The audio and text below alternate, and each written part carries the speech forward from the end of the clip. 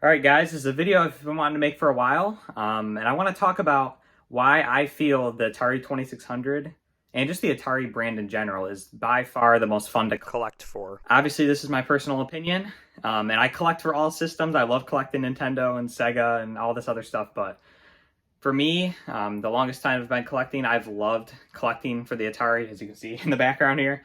But I have genuine reasons why, for me at least, it's way more fun and interesting to collect for than even NES, Super Nintendo, Genesis, even like newer stuff, of course, like PS3 and stuff like that. For me, the Atari is insanely fun to collect for, and here are my reasons why. Reason number one is all of the variations. I made a whole video about game variations, cartridge, different styles. There's the picture label, text label, and even just little tiny variations in the labels, like dates and Atari Corporation versus Atari Incorporated and just stuff like that. It's just, there's so many little variants, and I love it. And even the hardware, there's heavy sixer, light sixer, 4-switch models, Vader, Junior, like all the other unlicensed versions, like the Coleco Gemini and stuff like that. There's just so many versions of the system. Like, let's say you're collecting for NES. There's an NES, at least like retail release stuff, not talking about prototypes and stuff like that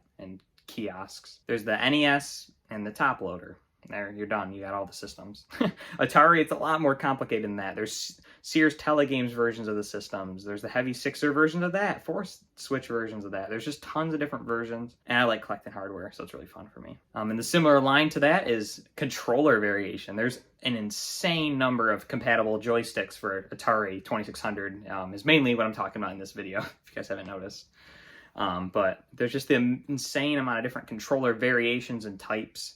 Even just the basic stuff, like there's joysticks, paddles, driving controllers, keypad controllers, the kids controller. There's just so many different things even Atari themselves came out with. And then there's more weird stuff like the joy board and all that kind of stuff where it's just weird accessories that are fun to collect for. And there's a lot of third-party ones that you just don't see as much. So yeah, it's just fun to search for. Another reason it's really fun to collect is because there's so many unseen things. Like you'll just be on eBay one day scrolling and there's be something you've never ever seen before and you'd be like, what the heck is this thing?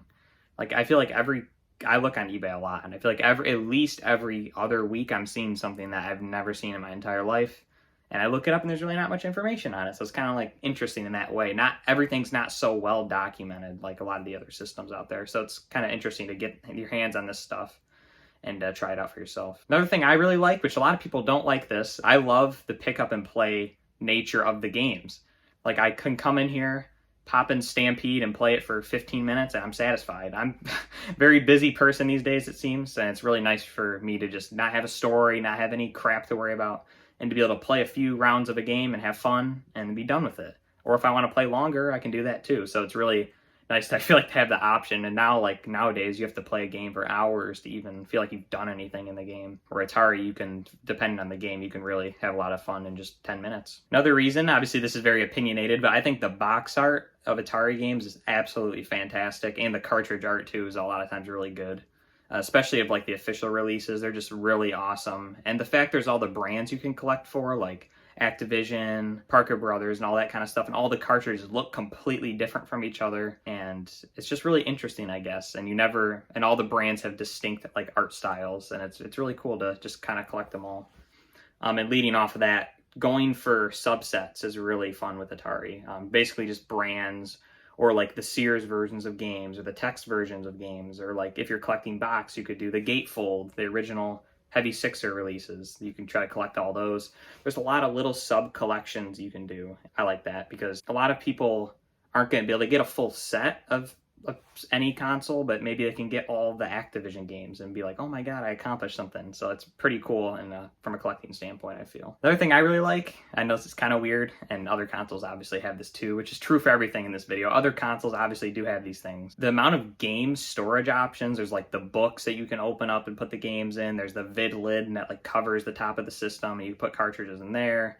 Just all the different plastic holders and weird drawers and things that people designed to put Atari games in. It's also another fun thing to collect, is just all the different game storage options, which you don't really think about for other consoles normally. Another fun thing about collecting the Atari brand is their other systems they have, like especially like their home computers it's literally just an endless rabbit hole. There's literally thousands and thousands of games that are very hard to find, and if you find them, it's fun to just get them and see what they are and what they're all about. And just the amount of versions of their computers is insane. Like the 800 XL, 600 XL, just their 400, and then they got into the XE GS stuff and just all that stuff, and the ST eventually. It was just, their computers are very interesting, I feel, and they're very fun to collect for, and there's so many accessories and games, and it's literally insane. If you guys want something to collect for and you love collecting things, Atari 8-bit could be for you.